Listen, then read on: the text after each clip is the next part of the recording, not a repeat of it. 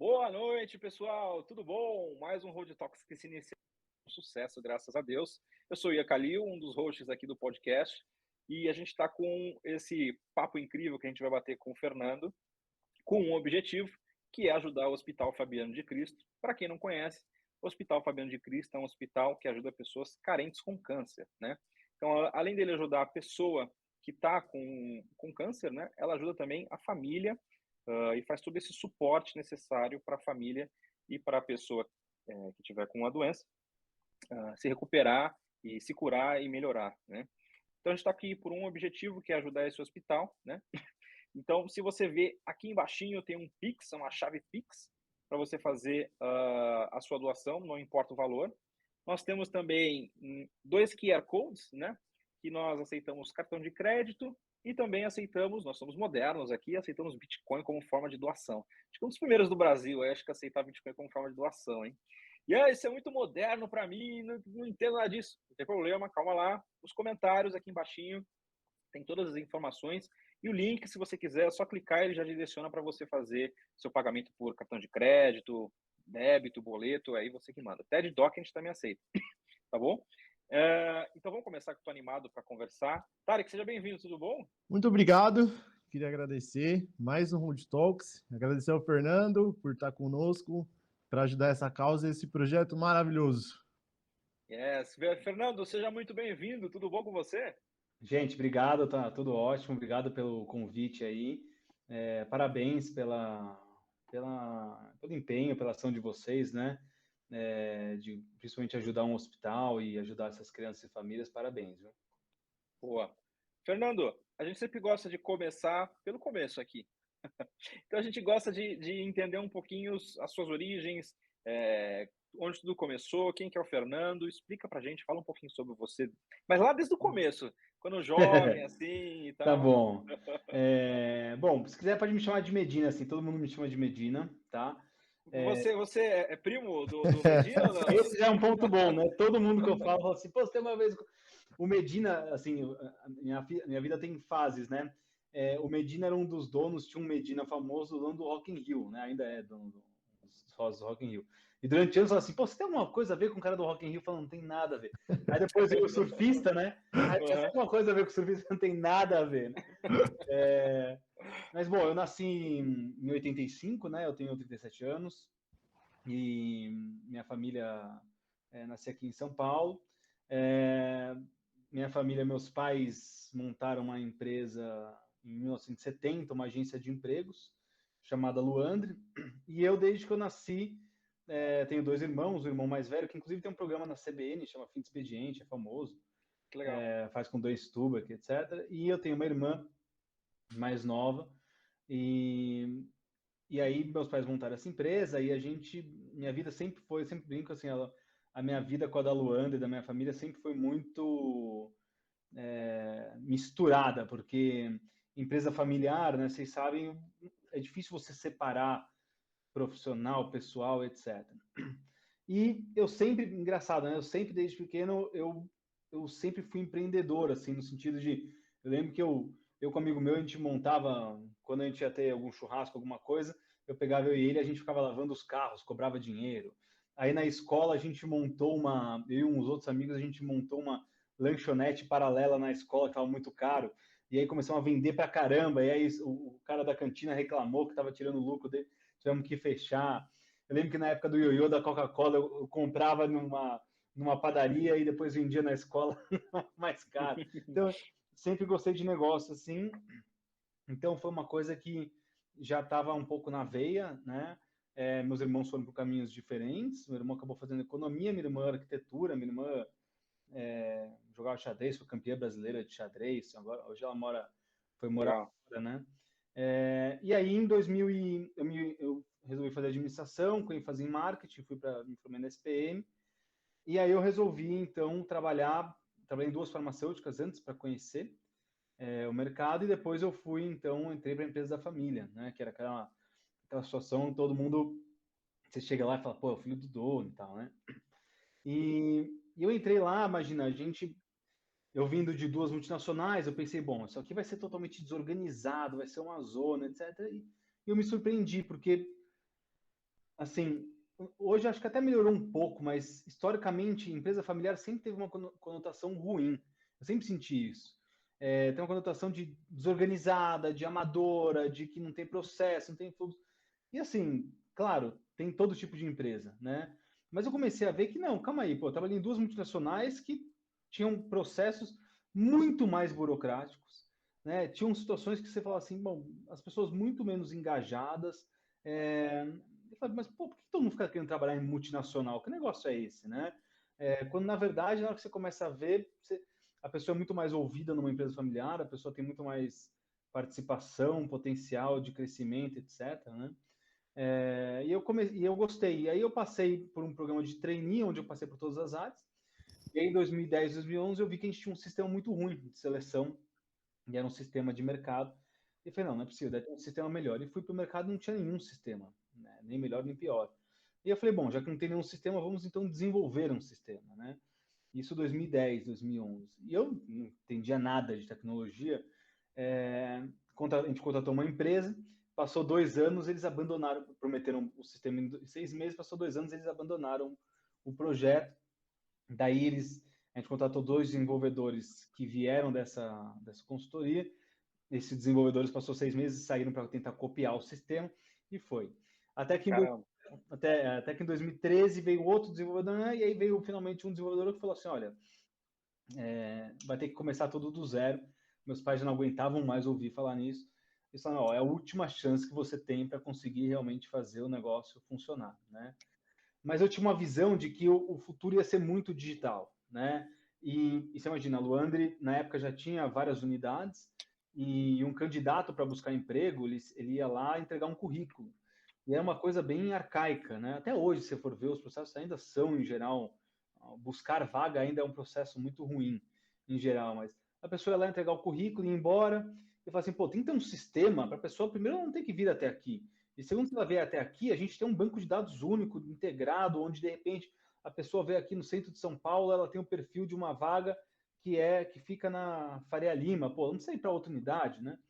E a gente conseguiu montar um sistema, ficou muito bom, e aí já foi um choque de gestão muito grande, porque o pessoal, assim, as pessoas são muito avessas à mudança, né? Todo mundo.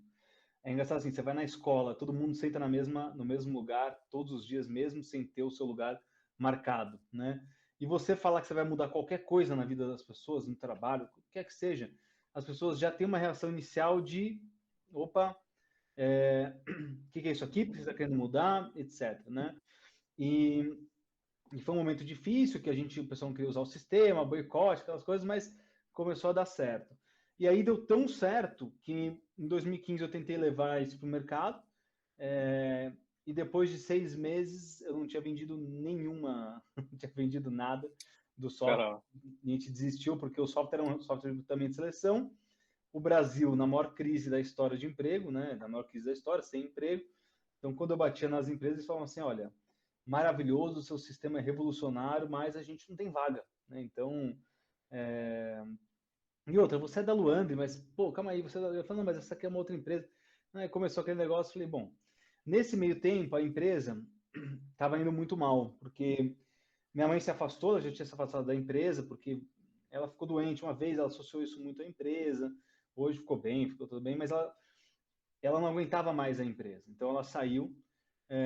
E meu pai, não sei se vocês têm a oportunidade, eu depois pesquiso, o André Medina, ele é um cara que ele é, assim, sabe aquela pessoa que eu brinco que algumas poucas pessoas são unanimidade? Meu pai é meio uma unanimidade. Todo mundo gosta dele. Todo mundo gosta dele. Ele é aquele cara bonzinho, bom coração, maravilhoso. Você nunca vai ver ele falando mal de ninguém, de nada, assim.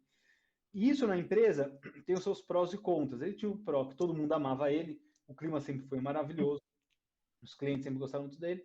Mas ele tem uma parte negativa que é o seguinte: meu pai, como ele era uma pessoa muito boazinha, ele não mandava ninguém embora, ele não conseguia dar bronca, ele não conseguia tomar decisão, entendeu? Então a empresa começou a virar quase uma estatal ali, ninguém era mandado embora.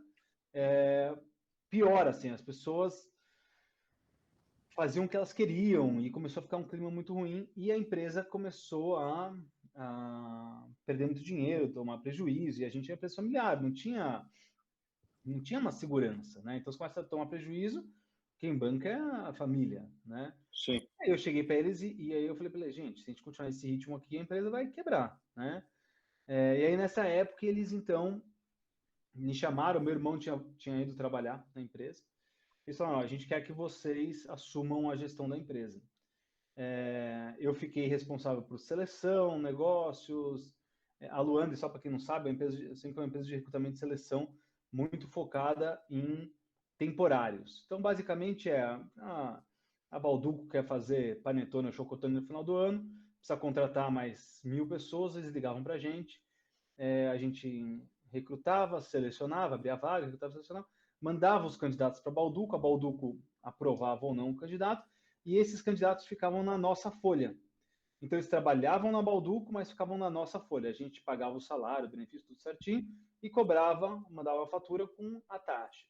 Então, era um negócio muito difícil, porque você tinha uma equipe muito grande de recrutamento e seleção, uma equipe muito grande de administração de pessoal, e o fluxo sempre negativo, porque a gente só trabalhava com empresas grandes, e essas empresas grandes, o fluxo de pagamento foi ficando cada vez pior, né? Então, 30 dias, 60 dias, 90 dias. Então, a gente bancava a folha dessas empresas. Porque o temporário ia trabalhar lá em dezembro, a gente só ia receber esse valor em fevereiro, né? Então, a gente bancava 2, 3 folhas. E aí, a gente... aí foi um momento muito curioso, porque, você imagina, eu já estava na empresa, eu já sabia... Eu brincava assim, né? Tinham 3 tipos de pessoas. As pessoas que remavam a favor, as que remavam contra e as que não remavam, né? E nessa altura a gente tinha muita gente remando contra, muita gente estava sem remar e pouca gente remando a favor, né? E quem remava a favor era claramente o boicotado, assim. Então foi um momento muito difícil porque na empresa, né? Vocês sabem assim, às vezes você vai num departamento, numa área, em um produto, qualquer coisa, tudo sempre pode melhorar. Eu sempre falo isso para todo mundo. Tudo sempre pode ser feito de uma maneira melhor, mais rápida ou mais barata. Tudo na nossa vida, né? Você faz um caminho para ir até o trabalho, no dia seguinte você pensa, pô, posso fazer um caminho melhor, né? Tudo a gente pode melhorar, mas às vezes você tem um ponto ou outro para melhorar na empresa. Pô, então às vezes você tem uma pessoa que não está indo bem, ou você tem algum serviço, algum processo, você vai lá e corrige essa questão pontual. Quando eu assumi lá, eu fiquei à frente da gestão ali, eu e na época meu irmão, você olhava e não tinha muito para onde correr, porque o processo era ruim, a pessoa boicotava, a equipe boicotava, entendeu? Quando você tem uma equipe lá de 10 pessoas, você tem uma pessoa que está boicotando, está indo mal, você manda embora a pessoa, ou troca, ou conversa, entendeu? Uma pessoa, quando você tem lá 10 pessoas, você tem 8 ali que estão, né? Aí você não consegue muito fazer as mudanças. E aí a gente, somado a isso, você imagina uma empresa que as pessoas não eram cobradas, não eram mandadas embora, não era nada, e de repente sai a gestão oficialmente do meu pai de 40 e poucos anos à frente da empresa, para o filho, qual que era a primeira conversa? Pô, esse cara vai quebrar a empresa, né? E aí eu lembro que eu conversei com as pessoas e foi muito legal, assim, foi um período muito legal. Eu falo assim, foi uma escola, né? Tudo que a gente aprende muita coisa na faculdade, pós, etc. Mas na prática, o que se aprende na prática não tem preço, né? Eu lembro que a nossa pesquisa de clima, ela foi a Luanda sempre teve uma pesquisa de clima, um clima muito bom. A cultura da Luanda sempre foi incrível. E no primeiro ano foi a pior nota, avaliação de desempenho da história, assim, da Luanda, primeiro ano de gestão, né? E basicamente, vocês terem uma ideia como é que era em 2015, eu chegava assim e falava assim para a consultora, fulana, quantas vagas você fechou esse mês, né? Quantas vagas você fechou? A menina chorava, chorava. Não? Como assim? Ele está me perguntando, ele quer saber quantas vagas eu fechei, entendeu? Era um negócio assim. Imagina, você perguntar para o vendedor quantos clientes ele trouxe, o pessoal ficava ofendidíssimo mesmo, assim, tipo, nesse clima não dá para trabalhar, era um negócio assim, não? Aí, Fosse uma coisa surreal, né? não, surreal. E aí, mas assim, uma coisa boa é que meus pais deram muita força para mim na época do meu irmão. Meu irmão acabou ficando um ano só, depois ele saiu, mas assim, meus pais deram muita força. Então, nessa queda de braço, eu sempre ganhava, entendeu? Porque vinha reclamação, vinha essas quantas, eu falava, é assim, entendeu? Agora a gente vai ter que vai ter que mudar. E uma coisa que eu sempre fiz na época era tentar tirar o subjetivo da conversa, né? Então eu falava assim, olha, eu lembro que eu visitei 15 clientes, 13 reclamaram. Aí eu fiz um levantamento dos nossos clientes, 56% dos clientes paravam de trabalhar com a gente todo ano. Imagina? Era um negócio absurdo, absurdo. Você tem um restaurante, metade das pessoas que vão no restaurante nunca mais voltam, né? E aí eu comecei nas unidades, comecei a conversar com as pessoas, não, aqui tá ótimo, aqui é maravilhoso. E eu falava, olha, e esse cliente? E aí é engraçado, né? Assim, na nossa vida, as pessoas são assim, tudo é sempre, a culpa é sempre do outro. Né? Tudo. A culpa é sempre do outro. O departamento, só que não deu certo. A gente brinca assim, né? O sucesso tem muitos pais, mas o fracasso é órfão, né? Então, você vai, quando dá alguma coisa certa na empresa, tem 10 pessoas para aparecer, né? Quando dá alguma besteira na empresa, mas veja bem, é que o fulano não mandou isso a tempo, o ciclano não mandou... Às vezes está todo mundo certo, né? Mas ninguém foi lá e fez o negócio acontecer. E aí, nessa época, o bom é que eu já estava lá, então eu já sabia quem era bom e quem não era. E eu comecei a reconhecer as pessoas que eram boas. Então, eu comecei a dar aumentos, promoções e colocar as pessoas boas em lugares chaves. Então, isso foi também criando um pouco uma atmosfera foi muita mudança, era muita coisa acontecendo, mas ao mesmo tempo, opa, peraí, eu sei que essa pessoa ela é boa, ela tá, né? E aí eu lembro que assim, teve um caso emblemático, né? Teve vários casos emblemáticos, mas teve eu fui numa unidade, aí eu cheguei pra gente e falei assim, quantas vagas são 3 consultoras, as 3 consultoras trabalhavam juntas, uma do lado da outra, trabalhavam o mesmo perfil de vaga, faziam a mesma coisa. As 3 ganhavam a mesma coisa. E aí eu falei assim, quantas vagas cada uma fechou? Primeiro, isso já era um drama, né? Pensa que isso aí já era para gerente já era um drama. Para gerente já era algo terrível perguntar. Aí fez um levantamento, vou ter que levantar, fez um levantamento. Eu falei, primeira coisa, você tem que saber isso sempre. Você pode, ponta da língua. Você precisa saber quanto a sua equipe está produzindo, quantas pessoas estão trabalhando, estão fechando de vaga. A gente vive disso, né? Você vai, né? Você brinca assim, você vai no restaurante, você precisa saber quantos pratos você vendeu na noite, né? Quanto você faturou no mês. Não estou perguntando algo de outro mundo, né? Ela falou assim, olha, a consultora 1 fechou 12 vagas no mês, 15 no outro, 14 no outro. Tá bom. A consultora 2 fechou 16 vagas no mês, 11 no outro, 13 no outro. Tá bom.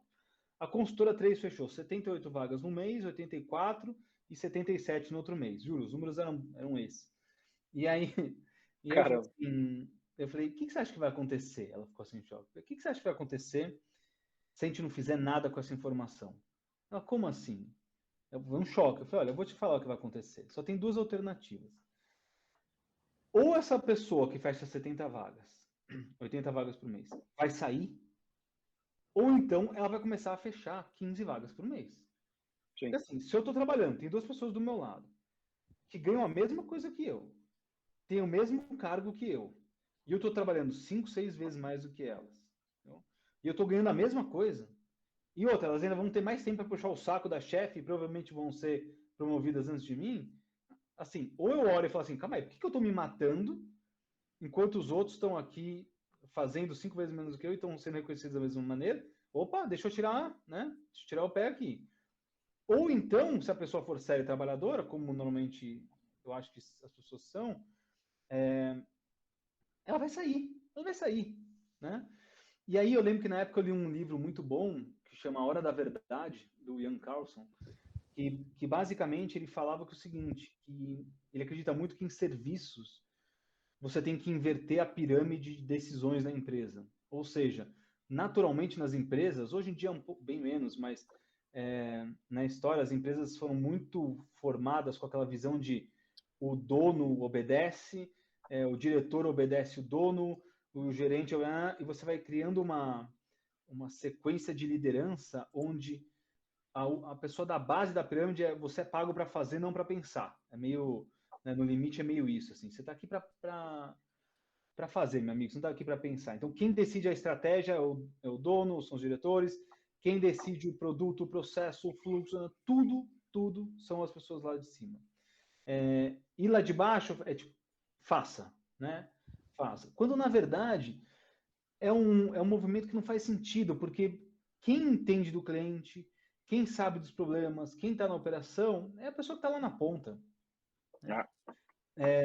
E aí eu sempre brinco, assim, na minha época de estagiário, tinha eu e um outro estagiário, que esse cara também tá, esse cara explodiu, ele tá super bem lá, tá na Ambev, hoje é um dos vice-presidentes e tal.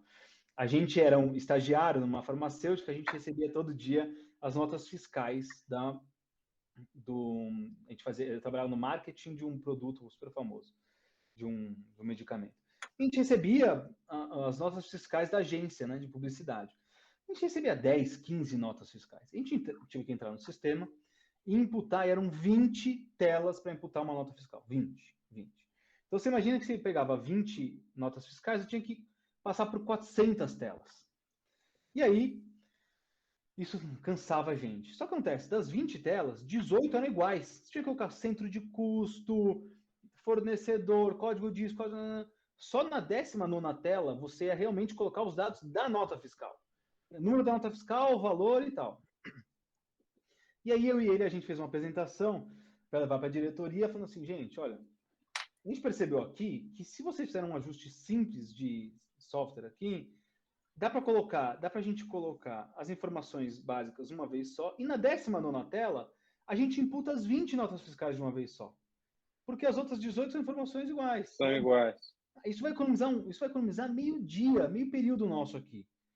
Né? E a gente, no final, a gente ainda colocou o slide, não esqueçam, 2 macaquinhos assim no computador, né? Era eu e ele. E aí o pessoal gostou muito da ideia, mas viram que ia custar muito caro para fazer a customização. E ficou assim mesmo. E aí isso para mim foi muito uma lição, que eu falei assim, bom, a pessoa que desenvolveu a tela de imputar nota fiscal, nunca imputou uma nota fiscal. Ela nunca imputou uma nota fiscal. Né? Provavelmente foi algum diretor, com um gerente, com um desenvolvedor. Né? Eles nunca imputaram uma nota fiscal. Se eles tivessem imputado 5 notas fiscais, eles teriam visto que o negócio não funcionava. É verdade.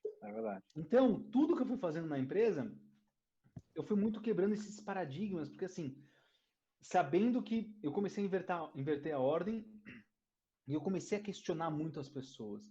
E as pessoas não estavam acostumadas com essa questão. Isso também serve um pouco de cobertor para as pessoas. Porque assim, se ao mesmo tempo o meu chefe tem que escolher tudo, tem que decidir tudo, e eu sou um executor, se der alguma cagada aqui, a culpa também é dele.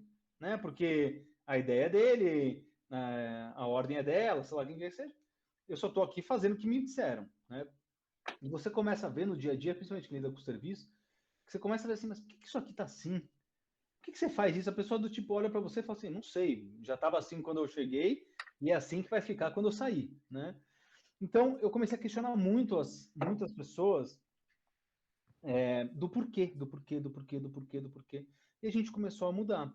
E aí começou a mudar a cultura da empresa, e a gente começou a melhorar, e a gente começou a atender o cliente. Eu falei assim, ó, e é engraçado, né? Serviço, eu sempre falo assim, sempre dava exemplo de alimentação, ou quando a pessoa é no cabeleireiro e tal.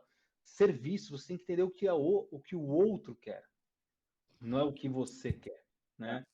Eu brinco assim, eu vou num restaurante, eu vou pedir um prato, eu peço para trocar fritas por outro tipo de batata, o arroz. Pô, tem cara que fica bravo, né? Ou então, tudo bem, você vai ficar bravo, vai atender mal, não tem problema, eu não volto mais. Entendeu? Eu não volto mais, né? Agora, se a gente quer que o cliente volte, então eu falo assim, gente, a vaga, às vezes, a pessoa está contratando uma pessoa, às vezes não é sempre isso, né? O Ian vai contratar uma pessoa, pô, ele quer contratar um vendedor. Ah, mas ele quer contratar um vendedor, ele quer um perfil assim, assado, não faz sentido. Ele quer contratar. A vaga é para a empresa dele. Né? Ele quer contratar uma pessoa assim. Se a gente não entregar assim, a gente quiser colocar a nossa vontade, sabe o que ele vai fazer? Ele não vai fechar a vaga, ele vai trabalhar com outra consultoria. Né? Então a gente começou a reverter isso. E nessa época foi engraçado que eu nunca esqueço, teve um episódio muito curioso, assim, que uma gerente, com uma pessoa de uma concorrente me chamou para tomar um café. A gente estava com a vaga de gerente comercial aberto e ela me chamou para tomar um café e ela falou assim, na verdade eu liguei para ela para ver se ela tinha interesse na vaga. Ela falou, não, vamos tomar um café, etc. E aí ela chegou para mim no café e falou assim, escuta, você é o Fernando Medina, né, da Luanda? Eu falei, sou. Ela, você sabe que estão falando de você no mercado, né? Eu falei, não, o quê? Estão falando que você vai quebrar a empresa. Ela falou assim. Isso que ela tava concorrendo para vaga, hein? Pelo menos ela é sincera. Foi boa sincera, né? Eu falei, não, estão dizendo que você tá mudando tudo na empresa, que o clima tá péssimo, que as pessoas estão saindo e que você vai quebrar a empresa, né? E começou meio na empresa tinha um pouco disso, de tipo, lá vem o filho do dono quebrar o que a família, o que os pais construíram, né? Mas as pessoas não sabiam que a empresa estava muito mal naquela época, né? E eu falei, bom, tá bom, eu só posso te falar que o tempo vai mostrar quem tá certo, né? E eu sempre falo para todo mundo que eu falo assim, olha, a gente sempre na vida e nas nossas relações pessoais, empresariais, eu sempre acredito em a gente fazer o certo, né? O certo, às vezes, não é o mais fácil, não é o que dá resultado a curto prazo, mas se a gente fizer o certo, tudo que a gente está plantando, a gente vai colher. Para o bem e para o mal. Eu sempre falei isso para todo mundo. Então, eu conversei com a equipe e falei assim, olha, acredita na minha visão de longo prazo, porque a gente não vai mudar o que está aqui em 3 meses, em 6 meses, em um ano. Mas se vocês acreditarem em mim e a gente for junto aqui, a gente vai conseguir alcançar um patamar infinitamente maior e a gente vai colher tudo aquilo que a gente está sofrendo e plantando agora. Porque era uma barra, assim, vocês não têm ideia do tamanho do boicote que as pessoas sofriam nas unidades. Você imagina assim, tinha uma unidade em Campinas que, pô, você trocava uma pessoa, as outras 6, 7 boicotavam a pessoa, entendeu? Não passava vaga, apagava informação, falava mal, enfim, era um negócio de outro mundo, assim. Caramba. Então a gente foi passando, mas, e assim, eu falava, e as pessoas tinham muito essa cultura de, ninguém vai me mandar embora, nada vai mudar. A gente começou do tipo, não vai ficar, não vai ficar, não vai ficar, entendeu? Eu falava assim para as pessoas, eu vou dar sempre muita liberdade, eu sempre dei muita liberdade, quem trabalhou comigo sempre pode falar isso, eu sempre dei muita liberdade. E eu nunca mandei ninguém embora por erro, nunca. Então, assim, se eu estou dando liberdade, eu quero que você ouse e que você tente. Se você errar, faz parte do jogo, vamos lá, vamos entender onde a gente errou e vamos fazer isso aqui melhor. Agora, se você mentir, se você ocultar informação, se você boicotar, se você tratar mal um cliente, etc., aí, para mim, você tá fora. E eu sempre falava na época, eu falava assim, olha, aquela questão de vestir a camisa, né? Que é um negócio que, pô, vestir a camisa, o funcionário vestir a camisa, isso é papo de... É uma utopia. Eu falo assim, gente, as pessoas não têm ideia de como é fácil identificar quem veste e quem não veste a camisa numa empresa. É muito fácil identificar, é muito. Vamos dar exemplo de restaurante, né? Senta num restaurante, se você for uma pessoa atenta, e eu sou o cara chato, fico atento a tudo a serviço, em 5 minutos você sabe quem veste e quem não veste a camisa. Eu vou dar um exemplo, tá num restaurante, normalmente os garçons, eles são responsáveis pelas praças ali, né? Por áreas ali, né? Aí você chama um garçom, ele olha para você, ele vê que você não é da praça dele, ele baixa a cabeça, finge que não te viu e segue, né? Quantas vezes isso não aconteceu, acho que com todo mundo, né? Que o garçom todo mundo olha para você, você viu que te chamou, mas ele olha para baixo do tipo, tô cheio de coisa para fazer. Né? Esse é um cara que não veste a camisa. Esse é um cara que não vai ficar nunca. Porque assim, ele pode até se achar malandro, aquilo que eu falo, essa sensação de curto prazo é o malandro, né? Que fala assim, me dei bem, baixei a cabeça aqui, não fui chamado no trabalho, é aquela sensação de malandro a curto prazo. É o cara que chega no horário, sai no horário, ou sai um pouquinho antes, fica trazendo atestado, faz o mínimo necessário, fala, isso aqui não é problema meu, isso aqui não é da minha área, né? Tô com o telefone, isso aqui... o pessoal deixava o telefone fora do gancho para não atender. Nossa. Caramba. Então, assim, você imagina, a gente ia nos departamentos, tinha pessoa, telefone fora do gancho. Aí eu cheguei nessa época e falei assim, gente, é o seguinte, é bem simples. Telefone fora do gancho, se eu pegar, você pode ser um gerente, diretor, você pode ter a melhor avaliação do mundo, você será mandado embora, entendeu? Para mim isso não existe. E aí a gente sempre teve uma cultura, meu pai sempre tem uma frase muito boa que é o seguinte, a gente tem uma cultura na Luandre que a gente sempre prezou pela qualidade de vida. Então as pessoas entravam no horário e saíam, a gente focava a pessoa sair no horário, né? Então a gente falava assim, se você não está conseguindo sair no horário, claro, às vezes eventualmente a pessoa tem que trabalhar mais, tem que trabalhar no final de semana, mais tarde, etc. Eventualmente faz parte, todo mundo, isso é normal, todo mundo acontece. Mas se você tem uma pessoa da sua equipe que está todo dia trabalhando 2, 3 horas a mais, todo dia trabalhando no final de semana, só tem 2 alternativas. Ou essa pessoa não é eficiente, ela não consegue fazer o trabalho dela no horário. E ela está tendo que gastar 2, 3 horas a mais. Né? Pode ser. Ou então, você está com uma equipe subvalorizada. Você precisa de mais gente. Entendeu? Você precisa de mais gente para fazer aquilo. Então, você me fala assim, gente, se você está com dificuldade em alguma coisa, a ponto de ter que tirar o telefone e você não está dando conta, você me chama quem você tiver que chamar e fala assim, ó, não estou dando conta porque eu estou aqui com 1000 coisas para fazer, não tem, vamos contratar mais gente, vamos trabalhar, vamos ajudar aqui.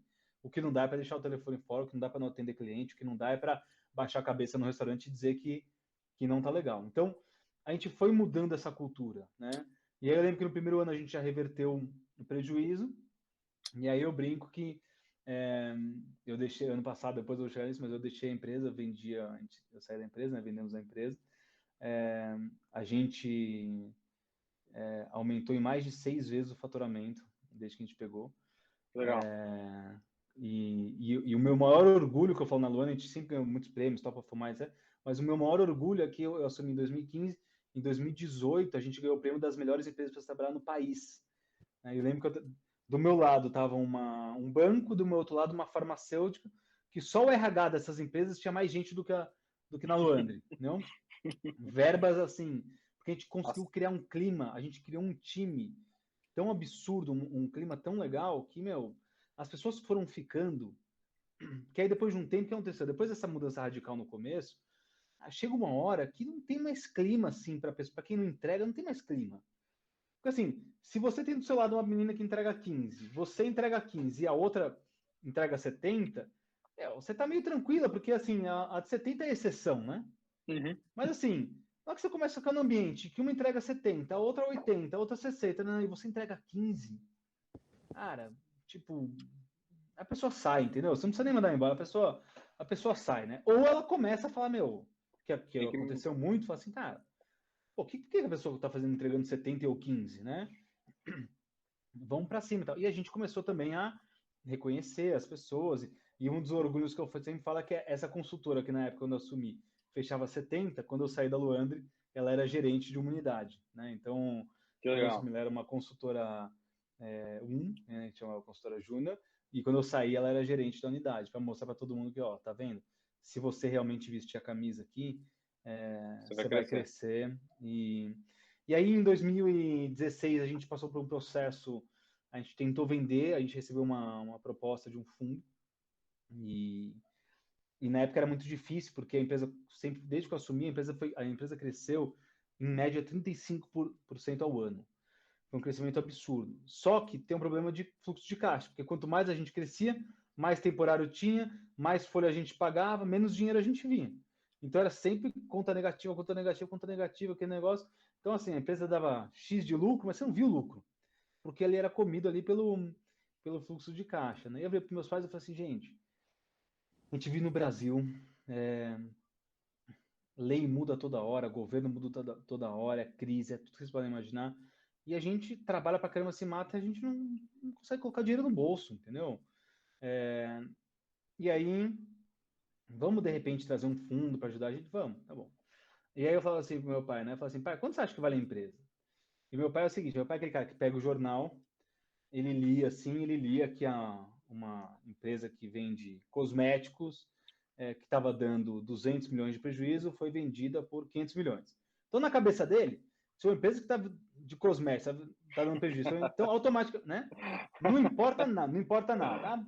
Se uma fazenda, nada importava. Então, eu cheguei para ele e falei assim, pai, quanto você acha que a empresa vale? Ele falou assim, a empresa vale 10. Eu falei, 10? Mas como 10? Tipo assim, sei lá, a empresa vale 10. Mas a empresa dá lucro de meio? Por que você acha que vale 10? Não, porque eu vi outro dia no jornal que a empresa nessas coisas, né? Então vale 10. Eu falei, não vale 10, não é assim. Não, vale 10 nessas coisas. Aí a gente chamou o assessor, né? E o assessor falou assim, desculpa, isso aqui não vale, a empresa vale 2. Né? Não, mas a gente ganhou agora um prêmio. A gente ganhou um prêmio, que eu tenho que contar a marca. Isso não, para quem for comprar, isso não interessa, assim, porque o resultado da empresa já é considerando o que você tem de prêmio, de marca. Não, você tem que ter a marca da conversa. E aí a gente chegou lá e falou assim, bom, tá bom, pai, quanto você acha que a empresa vale, então, para você ficar feliz? Não, se a gente vender por 3, eu tô feliz, tá bom. E aí chegando, negociando com o fundo, tá. Pai, eles ofereceram 3. Não, 3 é um roubo. Não, como 3 é um roubo? Isso é um absurdo. Não pode aceitar 3 nunca. Mas você falou 3 para mim semana passada. Não, mas a gente conseguiu ganhar um cliente agora, ganhamos o prêmio, não sei as quantas. E quando você fica feliz? Não, 3,5 para mim seria maravilhoso. Pai, chegamos nos 3,5. 3,5 é um roubo. Um roubo. Aí seguinte, vai falando que a empresa não vale nem 3 nem 3,5, vale 1,5. Não, 1,5 é roubo. Se fosse 2, eu aceitava. E foi assim o ano inteiro. E aí a gente recebeu uma proposta de um fundo. No fundo, nos fez essa proposta, a gente aceitou a proposta, e depois a gente passou por uma questão contratual e depois a due diligence, né? Eles inverteram o processo. Normalmente, venda de empresa, quem está interessado faz uma proposta, você aceita ou não. Se você aceitar, vem alguma dessas auditorias ver se aquilo que você falou é verdadeiro. Se for verdadeiro, e você tem uma negociação sempre, né? E aí depois vai para a parte contratual. Só que esse fundo inverteu, a gente ficou negociando um contrato antes. Que foi a pior besteira que eu fiz na minha vida, porque a gente ficou literalmente o ano inteiro brigando. E aí esse foi um dos piores anos da minha vida, assim, porque eu brigava com os meus pais, meus pais não queriam mais falar com o fundo. Os meus advogados brigaram com os advogados do fundo. A minha assessoria brigou com o fundo. Então, todo mundo brigou com todo mundo. Então, eu ficava fazendo o papel do advogado, da assessoria, com meus pais, tal. E os caras eram muito ruins de negociação. O fundo também era um fundo muito difícil. Os caras, porque assim, uma coisa é você ser duro na negociação, né? Você vai comprar um carro que o vendedor pediu 100, você fala assim, pô, não vou pagar 100, quero pagar 95, 92. O cara vai, não, fica aquela negociação ali. Então, assim, os caras falam assim, eu quero pagar 90. Então, o que ele falava, ó, a gente pedia 100, o cara deveria pedir 80 para você tentar chegar ali no 90, né? O cara oferecia 20. Aí, pô, 20 você sai da sala, né? Se o cara te oferece, né? O cara vai comprar seu carro, você anunciou o seu carro lá por 100 mil reais. Você fala assim, não sei, por 102. Você fala assim, eu vou funcionar por 102, que depois vocês sempre vão chorar, eu vou vender por 100, né? O cara chega para você e fala assim, olha, te pago 98. Pô, tá perto, você vai negociando, não, vou tentar chegar lá, né? Se o cara te oferece 70 no seu carro, você fala, tô vendendo por 102. Aí você confundiu assim? De carro, né? Não, você tem, mas faz uma contraproposta. Não tem contraproposta. Tô pedindo 102 mil. Você ofereceu 70, não tem contraproposta, né? Aí fala, minha contraproposta é 105, já que a gente vai brincar aqui, né? 130. E aí a gente ficou nessa daí, e aí no final a gente chegou, e a gente passou por isso aí em janeiro de 2017, não deu certo oficialmente, e a VP falou assim, nunca mais a gente vai falar em vender a empresa, pelo amor de Deus, chega. Vocês não conseguiram? Não deu certo? Não deu certo, graças a Deus. E aí, 2 anos depois, estava conversando com um dono de uma empresa do nosso segmento, e ele tinha um benefício fiscal, eu falei, olha, eles eram bem menores que a gente, eu falei, me interessa, de repente, a gente comprar vocês, podemos discutir. Você falou, não, eu que tenho interesse em comprar a Luandre. E eu falei, desculpa, sem querer parecer arrogante, mas a diferença de faturamento é muito grande, né? Eles eram menores. Muito, tipo assim, 6, 7 vezes menores, entendeu? Nossa. Mas muito menores. E aí ele falou assim, não, mas aí ele fez uma proposta pra gente. Uma proposta que já era quase o dobro do que a gente tinha tido com o fundo, entendeu? Uhum. E a gente né, já... Só que aí quando ele foi mandar a proposta, ele falou o seguinte, ele queria pagar, vamos dizer assim, 10, só que eram 10 meio assim, eu te pago 4 eu vou pagar com os ganhos da empresa, e os 2, depois de 5 anos, a gente vê, sabe assim? Então, na verdade, ele não ia pagar 10, ele ia pagar 4, né? E aí a gente falou, não tem a menor chance, imagina, você tá querendo pagar 4 e usar o lucro da empresa para pagar. Aí é fácil, né? Eu vou... pior que nos Estados Unidos tem muito isso. Tem muito esse modelo de negócio. Até quem está ouvindo a gente tem um livro muito bom que chama Barbarians at the Gate, que conta muito esse leverage buyout, que é basicamente o pessoal fazer isso nos Estados Unidos, que os juros são baixos, né? Então ele compra uma empresa que dá lucro, ele paga 30% do que vale a empresa, financia o resto a juros baixíssimos e usa o lucro da própria empresa para pagar os juros, entendeu? Então imagina que né? Você pega o McDonald's lá, que fatura 10 bi, a empresa vale 100 bi, por exemplo. Eles pagam 30 bi, e o resto ele financia e vai pagando, usando os juros, o lucro do McDonald's para pagar os juros, para pagar e ainda ter dinheiro de volta, né? Enfim, aí a gente, na época, contratou uma assessoria. Pô, bom, lá vamos nós tudo de novo, né? E aí, na época, eu cheguei para meus pais e falei assim, gente, eu não gosto de ficar repetindo os erros do passado. Vamos tentar focar em novos erros, né? Para a gente não ficar aqui fazendo as mesmas coisas. Então é o seguinte, a gente brigou muito entre a gente. Foi um momento muito ruim para a empresa. Eu vou conduzir essa operação e eu quero que... Aí eu fui na casa dos meus pais, eu peguei um papel, falei assim, ó, eu, André, Gustavo, Benedina, CPF e tal. Falei, pai, qual é o valor que você fica feliz se a gente chegar? Mas fala um valor, porque depois eu já tinha dado tanta porrada nele, que aí o valor já não era, né? O valor já, tá bom, 2, né? Tá bom, é 2. É 2, beleza. E normalmente, negociação de empresa, a empresa sempre pede um percentual do quanto vai vender para deixar retido, né? Caso tenha alguma contingência e tal. Eu falei, quanto que você aceita deixar de contingência? Por exemplo, a gente vai vender por 100 mil, eu aceito deixar 10 mil, sei lá, 20 mil de contingência. Beleza. Na verdade era mais, era 30 mil de contingência. Então eu quero receber 70 aqui na minha mão e 30 eu deixo de contingência ali. Tá bom. Mãe, e você? Não, eu também. Então fiz eles assinarem e eu falei assim, olha, se eu chegar nisso aqui, vocês vendem, vocês são obrigados a vender a parte de vocês. Combinado? Combinado. Falei, ó, não vou mais falar como é que tá a negociação.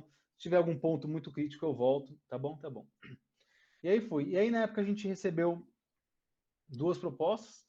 A gente recebeu uma de Singapura e uma do grupo GPS, que é a empresa listada em bolsa. Eu fui até Singapura, o pessoal de Singapura veio para o Brasil. A gente se deu muito bem. Foi muito legal. Só que são coisas da vida, assim, né? Quando elas estavam aqui em Singapura, quando estavam aqui no Brasil, elas tinham investido numa empresa em Londres. E a gente estava no café da manhã, eu com elas me falaram assim, não, a gente investiu numa empresa em Londres, mas a gente está meio assim, porque o CEO de lá, ele tinha prometido pra gente que ia colocar a gente no conselho, mas ele não colocou até agora. Eu falei, mas como prometeu? Vocês não assinaram nada? Não, a gente confiou nele.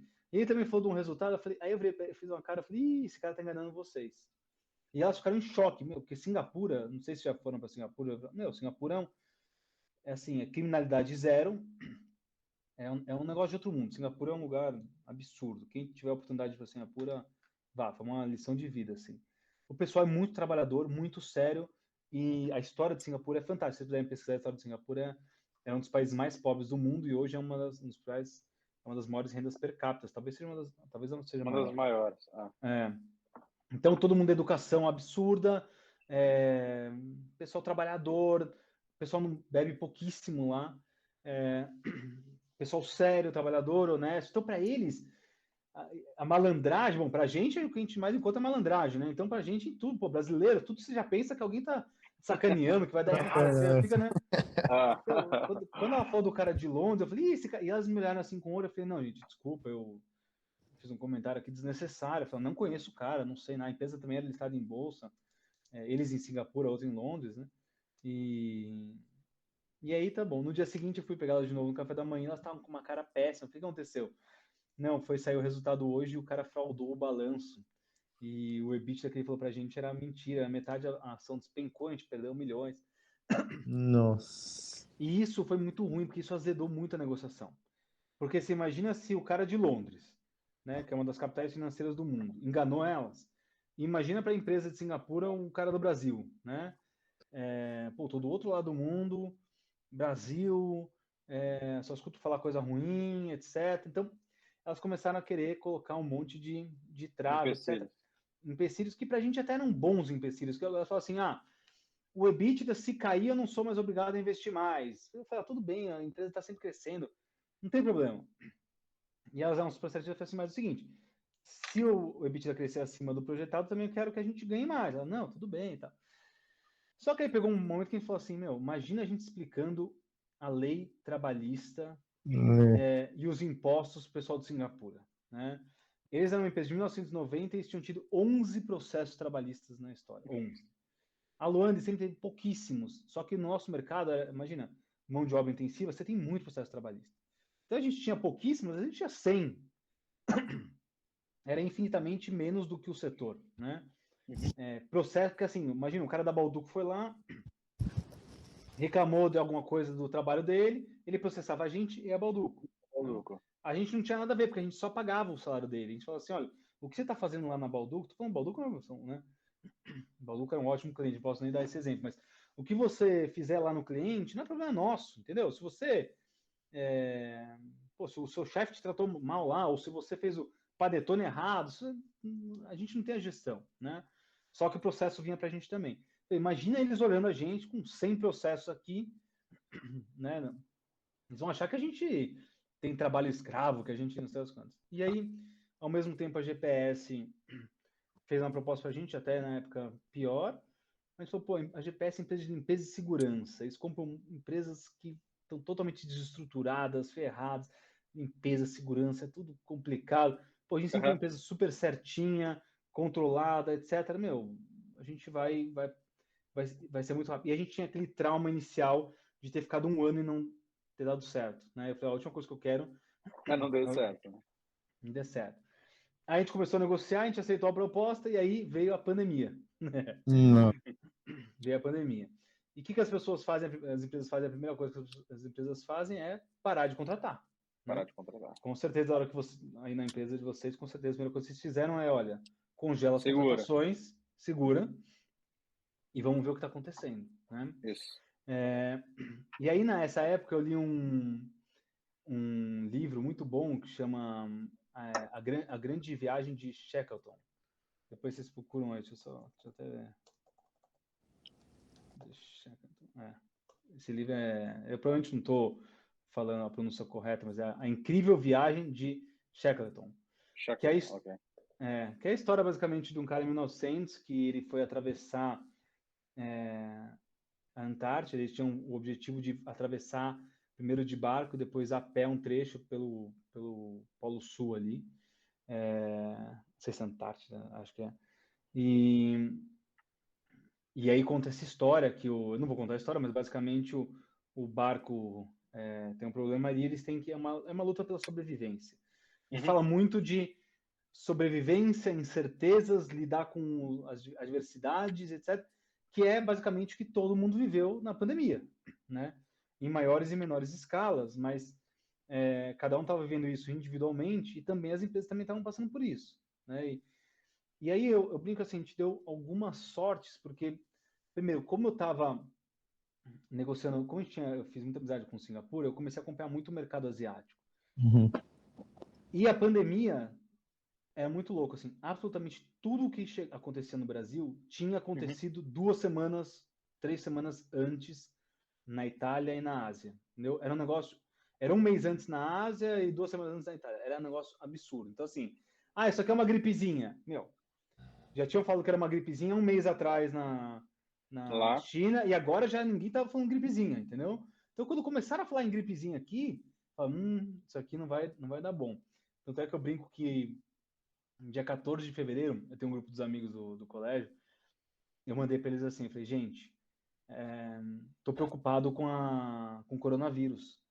Eu acho que isso aqui vai chegar e vai, fazer um estrago, arrebentar e tal. Tô pensando em vender todas as minhas ações.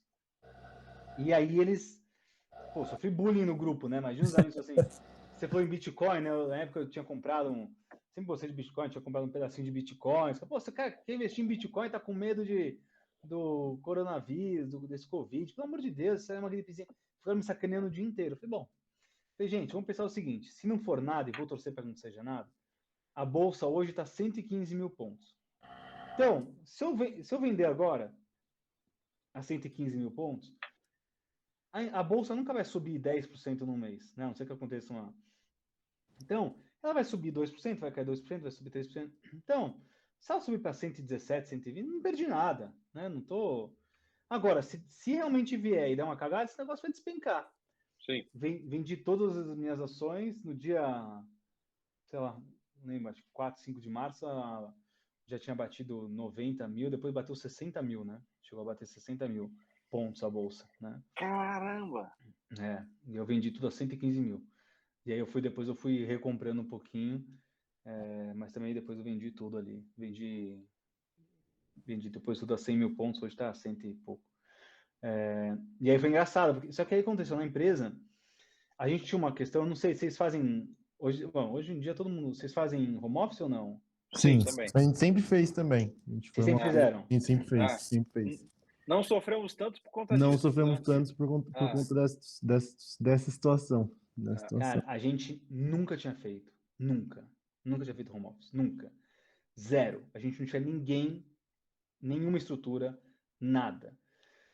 E aí a gente chegou no dia 13, nunca esqueça, porque assim, foi um ano muito. Para todo mundo foi muito marcante, né? Mas Foi. assim, você imagina, a gente tinha recebido a proposta, tinha aprovado a proposta, tipo, nossa, agora vamos vender, né? Meu pai hoje tem 80 anos, então ele tinha 78, né? Minha mãe já não queria mais ouvir falar da empresa, né? E eu trabalhando num negócio muito difícil, porque eu tava muito, assim, eu sempre fui muito sozinho lá na empresa. Eu tinha uma equipe muito boa comigo, mas para tomar as decisões eu sempre fui muito sozinho. Eu falei, pô, então vai ser bom ter outras pessoas comigo aqui, né? E quando você tá sozinho, tudo que você decidir é o que você decidir, né? Você vai decidir certo, errado, mas pô, é bom alguém ter alguém do seu lado e falar assim, isso aqui é péssima ideia, né? Uhum. Às vezes ajuda, né? Alguém te dando uma. Algum conselho, Uma voz amiga. Eu só descobri que era uma péssima ideia depois de ter visto. Realmente essa ideia foi brava. E aí, bom, aí dia 3 de março a gente chegou e decidimos que a gente ia colocar todo mundo em home office, né? E aí a gente conseguiu colocar, na época a gente tinha 300 e poucos colaboradores, espalhados em 12 unidades pelo Brasil inteiro, e a gente conseguiu colocar todo mundo em um dia e meio, para home office. Só que foi uma loucura, porque assim, foi um momento muito legal, porque como eu estava acompanhando o noticiário e principalmente os outros mercados, eu parecia meio um oráculo, juro, era uma coisa bizarra, assim, sabe? Era uma coisa bizarra. Todo mundo falando que era uma gripezinha, eu falava, gente, isso aqui não é uma gripezinha. Passava 2 semanas, meu Deus, não era uma gripezinha mesmo. Ah, mas isso aqui daqui um mês vai acabar. Cara, não vai acabar daqui um mês, isso aqui ainda vai aumentar. Não, não vai aumentar. Então todo mundo, a reação das pessoas foi muito louca, né? E não sei se vocês vão lembrar da pandemia, a cada semana parecia que a gente tinha vivido um mês, né? Sim. Do tipo, não, isso aqui é tranquilo, depois já não é mais tranquilo, é uma gripezinha, não é uma gripezinha. Ah, isso aqui é só, daqui a pouco isola todo mundo, daqui a pouco vão todo mundo morrer. Calma, não é assim. Então, eu comecei a fazer umas lives com a equipe inteira, porque muito da incerteza e da preocupação vai gerando angústia nas pessoas, vai gerando angústia. E aí eu falei assim, bom, uma maneira de eu conseguir tranquilizar a equipe é, tipo, tá próximo a eles virtualmente, dando tranquilidade. Então eu sempre falo assim, gente, eu vou falar para vocês um pouquinho do que eu estou acompanhando de mercado, sobre a doença, um pouquinho sobre a empresa, né? E um pouco sobre como a gente tem que proceder e etc, né? Meu, as lives batiam assim, era absurdo, assim, a gente tinha, sei lá, batiam 200 e poucas pessoas na live inteira, imagina, de uma empresa de Nossa. 300 e poucas pessoas, é muita gente, assim, só não estava assistindo quem realmente estava, em horário de trabalho, a gente não fazia live 7 da noite, fazia, né, pegava 1 hora aí no final da tarde, né? Uhum. E aí, beleza, e aí, cara, a gente começou a passar, e aí foi uma coisa muito maluca, que assim, a gente na Luana, a gente sempre teve um, eu brincava assim, tinha uma coisa que eu nunca conseguia arrumar na empresa, nunca. A gente conseguiu arrumar quase tudo. Quando eu digo a gente, porque, meu, eu me cerquei de muita gente boa, então a gente foi fazendo tudo junto. Mas uma coisa eu nunca consegui fazer, que era o seguinte, a gente tinha as unidades, então tinha unidade do centro, tinha unidade da Faria Lima, unidade de Jundiaí, unidade de Campinas, Rio de Janeiro, Alphaville, Curitiba, várias unidades. Às vezes, e o nosso negócio era muito difícil, que era assim, a unidade lá de Jundiaí tinham 200 vagas em aberto e você tinha lá, por exemplo, 10 consultoras, tá? Você tinha 20 vagas para o consultor. De repente, um cliente ligava para a gente e era assim, muito louco. Wander, é o seguinte, eu preciso contratar 300 pessoas para a semana que vem. Era isso. Nossa. Era isso. E era isso a vida inteira. Entendeu? Aí falou assim, bom, e agora? Não dá tempo de contratar gente para fazer. O que você fazia? Você tentava remanejar. Então, você conseguir montar o seu time ideal era muito difícil, porque às vezes a unidade estava com muita vaga, só que a natureza da vaga temporária, ela expira, né? Então, às vezes, ela depois de 3, 6 meses, ela para. E você faz a vaga do processo seletivo e acabou, você vai para a próxima. Então, era muito difícil. Então, o que eu sempre falei? Eu falei, gente, consultoras, ao invés de você pegar 10 vagas, você está trabalhando 10 vagas, você recebeu mais 10 vagas, você já está sobrecarregado. Então faz o seguinte, levanta a mão e fala, não vou conseguir trabalhar essas 10 vagas. Quem pode trabalhar?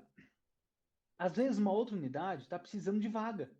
E você vai passar essas 10 vagas para outra unidade, vai ficar todo mundo feliz, né? Sim. Meu, o pessoal não passava. Por que não passava? Porque o faturamento ia para outra unidade. Entendi. Entendeu? A pessoa ia perder, sendo que ela nem ganhava variável por isso. A gente nem tinha essa métrica. Não é que ela ia perder salário, nada disso, não tinha nada disso. Era mais uma questão de, tipo, não vou passar aqui. E as pessoas só passavam meio o osso, assim, elas não passavam filé mignon, entendeu? Entendi. Tipo assim, peguei essa vaga que paga mal, num lugar difícil, não vou conseguir encontrar... essa vaga eu vou passar. Unidade X, você não quer me ajudar aqui numa vaga? A menina recebia aquela vaga e falava assim, pô, que sacana, né? Tá querendo passar aqui essa vaga impossível? Então, meio que uma já não ajudava muito a outra. Sempre teve esse... A gente ia lá, tentava, mas é um negócio que, na pandemia, eu vi o pessoal, eu fiz uma live e falei assim, gente, eu vou ser sempre... Isso é uma coisa muito legal, assim, eu sempre fui muito honesto com todo mundo. Tenho vários defeitos como líder, mas honestidade ninguém pode falar, até demais. Eu falo assim, gente, a gente vai lidar para um período totalmente incerto, tá? Eu não acho que a pandemia vai acabar em 1, 2 meses, como estão falando, acho que vai ser muito mais. O pessoal tá falando assim, 1, 2 meses, aí o pessoal em choque. Tomara que eu esteja errado, mas o negócio vai longe. Uma coisa eu posso garantir para vocês. Não vamos mandar ninguém embora. A gente vai segurar todos os empregos. Mas eu preciso de vocês o seguinte, que a gente não perca um cliente e não perca uma vaga. Porque todos os nossos concorrentes vão também estar desesperados, vão bater dos nossos clientes, vão oferecer metade da nossa taxa, do nosso preço, e vão tentar tirar, os nossos clientes vão ficar tentando reduzir preço, porque né, nessa época, isso foi muita sacanagem, assim, as grandes empresas, muitas fizeram isso. Cara, com 10 dias de pandemia, elas chegaram para a gente e falaram assim, estou passando dificuldade aqui, não consigo, vou precisar que você reduza a taxa, aumente o prazo. Não? Assim, pô, se você é multinacional, fatura bi, imagina a gente, né? E outra, 10 dias não deu nem para sentir. Não, mas... E aí, eu falei outra coisa. A gente não tinha estrutura nenhuma para home office, nenhuma. Então foi muito louco, porque assim, imagina a nossa equipe, cada uma morava... eu sempre trato feminino, porque a Luana sempre foi 90% mulher, tá? Só trabalhava com mulher. Né? Não, também tinha homens, mas era 90% da equipe feminina. E eu falava assim, meninas, tipo, cara, eu sei que não tem estrutura na casa de vocês direito, mas a gente vai ajudar como a gente pode e vamos fazer o negócio acontecer, entendeu? E, a gente mandava cadeira, mandava mesa, o pessoal pegava, assim, o pessoal se virou, foi, sabe assim, não tinha... Vocês lembram, né? Vocês já tinham uma estrutura de home office antes, mas a gente não tinha estrutura nenhuma. Então, a pessoa ficava na casa dela com cachorro latindo, obra, criança, vizinho, crianças. Até hoje é assim, mas antigamente era muito. Hoje em dia, acho que todo mundo fez tanto home office, todo mundo tem um lugarzinho ali. Antigamente, uma pessoa estava na sala de casa com outra pessoa gritando. Então, e aí foi muito, assim, mas foi muito legal que o pessoal começou a se engajar. E aí, o que aconteceu foi muito louco, porque a gente sempre teve muito, a Luana sempre teve muita empresa de logística e saúde, né? A Luana sempre foi eu falo a gente até hoje, mas a Luana sempre foi uma empresa que tinha a gente sempre foi muito pulverizado, a gente nunca ficou na mão de um cliente. Então, o que aconteceu? Cara, ao mesmo tempo que 70, 80% dos nossos clientes falaram, cancela todas as vagas, 20, 30% dos clientes falam assim, meu Deus, me abre mais 1.000 vagas aqui.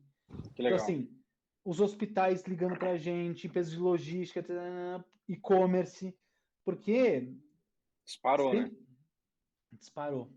E aí o que aconteceu? Aconteceu que, assim, algumas unidades quadruplicaram o número de vagas e outras reduziram para 1/3, entendeu? Só que aí, foi um negócio meio automático, eu nem precisei pedir, assim. Todo mundo fazia a vaga de todo mundo, assim. Então, era a unidade do Rio de Janeiro ajudando a unidade de Santo André, a unidade de Santo André ajudando a unidade de Curitiba. Era um negócio, todo mundo se ajudando, porque todo mundo criou aquele espírito de, tipo, a gente não pode perder vaga, não? E a gente Cara, a gente começou a crescer, foi crescendo, foi crescendo, foi crescendo. E a gente fechou o ano de 2020 como a segunda empresa que mais gerou vagas no Brasil, né? Caramba, E caramba. aí eu falava assim, eu falei na pandemia, eu falei assim, gente, a gente só tá ouvindo notícia ruim o tempo inteiro. Você liga a TV, é notícia ruim. Você lê qualquer coisa, você entra no site, é notícia ruim. Tudo é notícia ruim. A gente tem que ser uma ilha de boas notícias.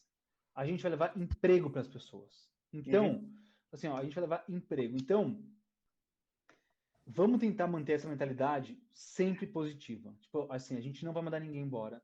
A gente segurou todos os contratos. E assim, a gente tinha muita gente que não precisava mais. Porque, assim, você pega a pessoa da limpeza. Pô, a gente fechou a unidade, não precisa mais da pessoa da limpeza, né? O segurança. Cara, a gente não mandou ninguém embora. Ninguém.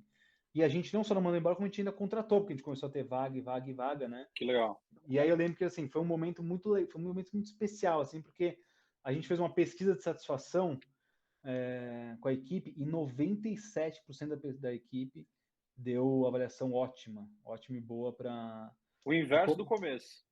exato, tá vendo? De como a gente estava gerindo a empresa na pandemia. E eu te falo assim, se você conversar com qualquer pessoa da Luanda, sem brincadeira, qualquer pessoa da Luanda que esteve lá em 2020, elas vão falar para vocês que foi um momento mágico, assim. É meio ruim você falar isso, porque no meio de tanta desgraça, né? Sim. A gente tava, cara, a gente tava conseguindo. É isso, foi meio isso, a gente tava conseguindo ser uma ilha de boas notícias, né? E você conseguiu E vender, Fernando?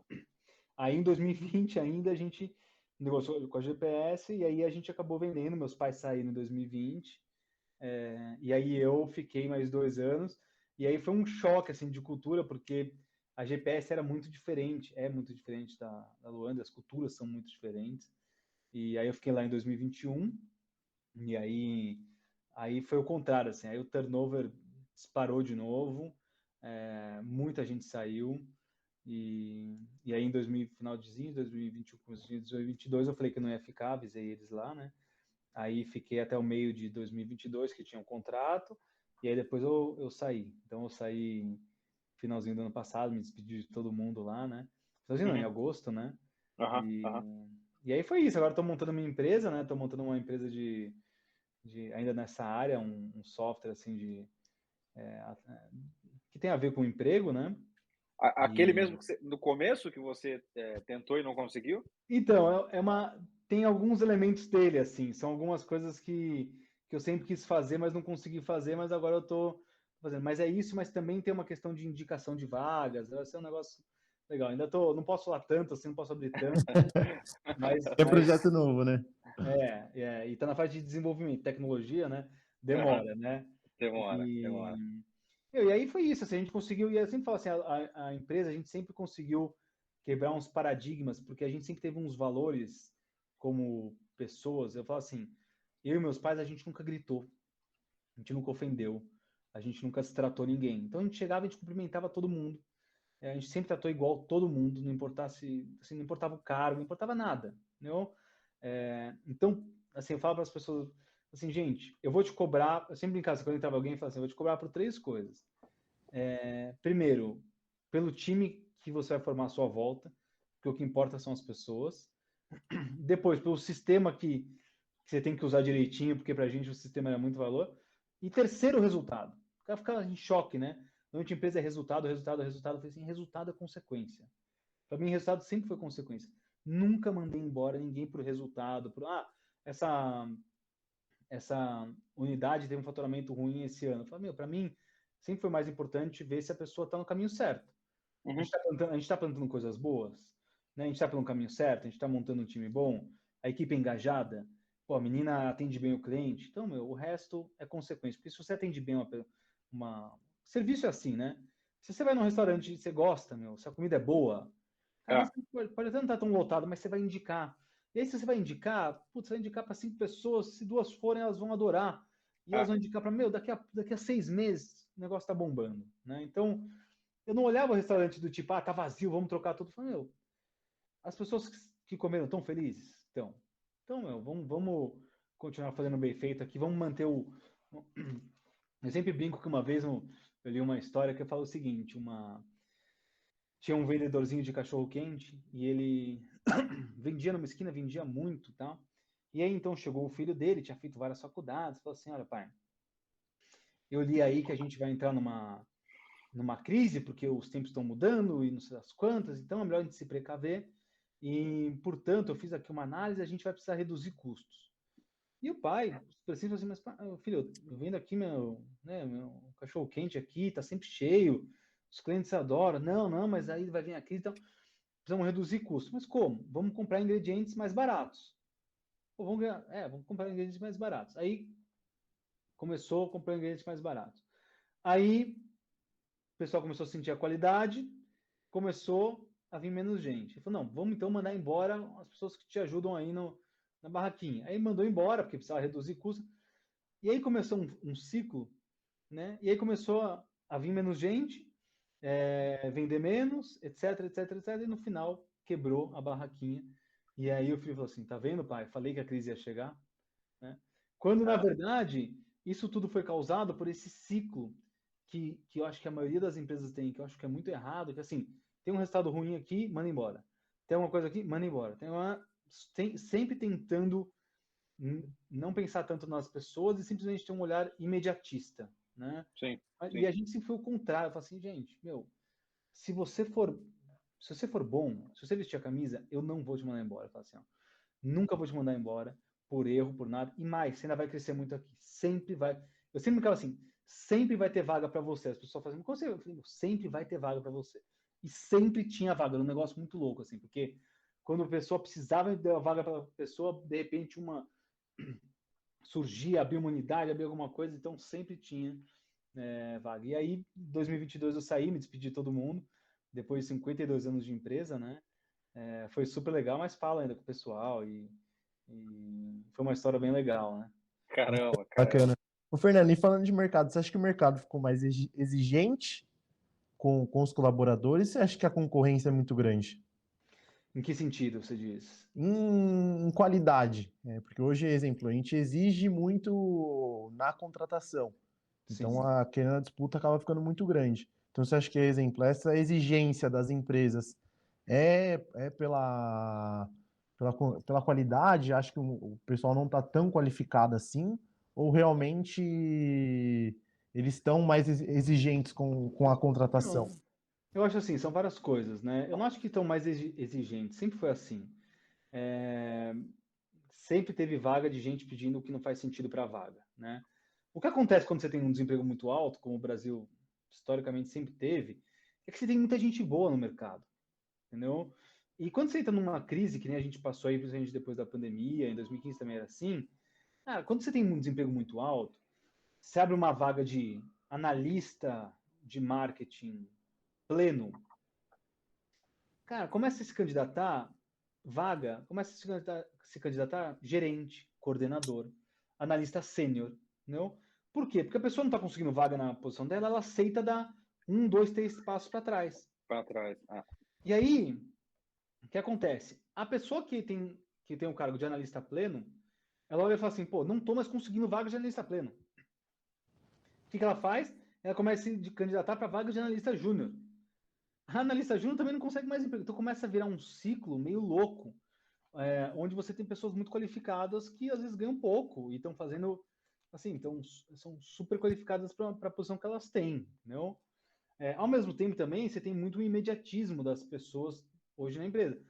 Assim, o motivo número 1 de reprovação que eu fazia na hora de contratar, eu pegava o currículo, primeira coisa que eu olho, claro, se a pessoa, né, cargo, etc, é óbvio, mas é o tempo de experiência nas empresas.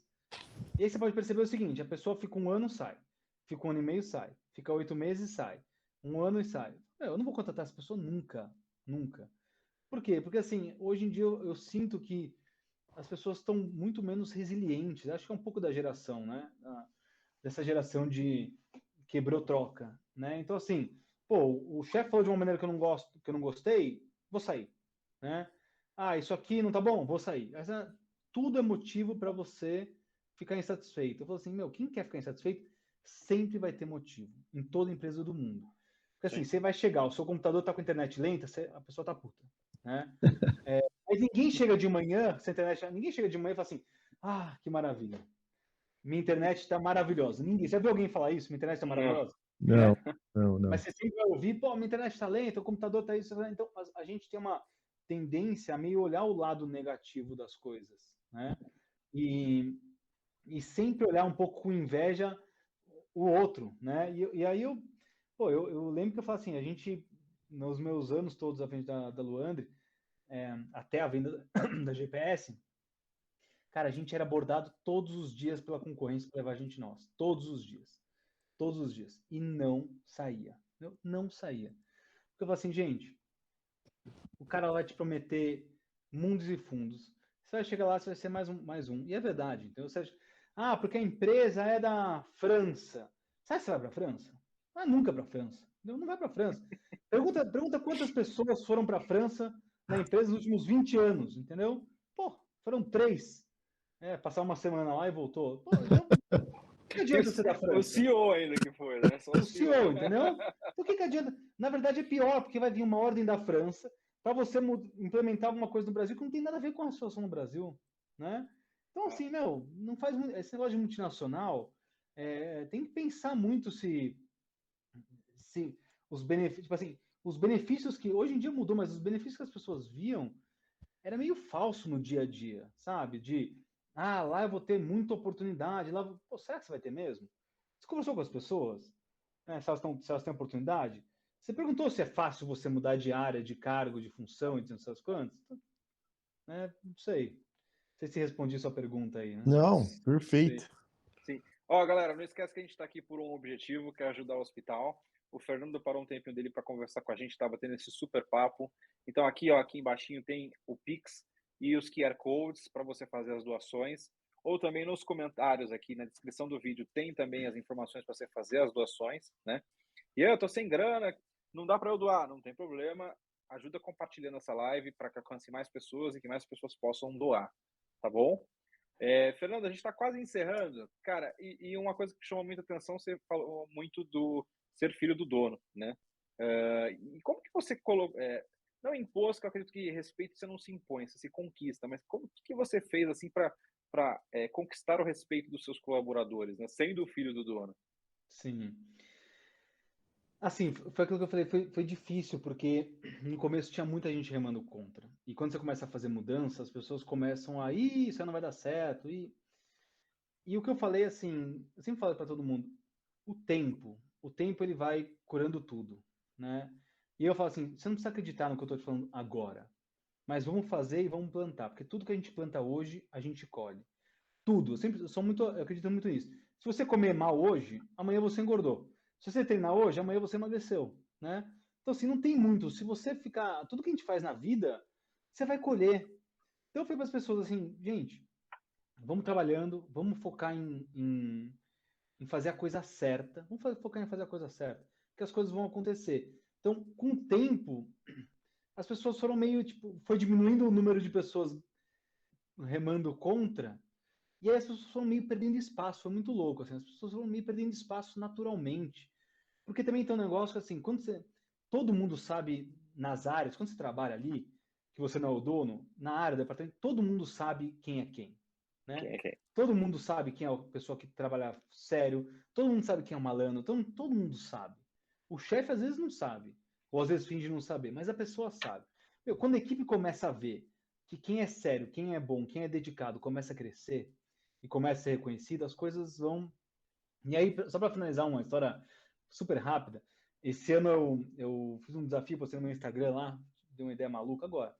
Falei assim, vou fazer um desafio dos 300 dias. Aí eu postei lá, 300 dias, cada dia a gente vai aumentar, vai fazer uma flexão ou um agachamento de acordo com o dia do desafio. Então, no dia 20 do desafio, tem que fazer 20 flexões ou 20 agachamentos. E aí, 22 malucas, entraram comigo nessa. Então, a gente está num grupo de 22. Por que eu estou falando isso? Por 2 motivos. Primeiro que eu montei o grupo e falei assim, gente, para deixar isso aqui legal, a gente vai fazer o seguinte, são 300 dias. Se alguém desistir ou parar por qualquer motivo, tem que doar R$1.000 para caridade. Eu falei. Entendeu? Se quiser doar para o hospital, Fabiano de Cristo. Não, por isso que eu vou falar.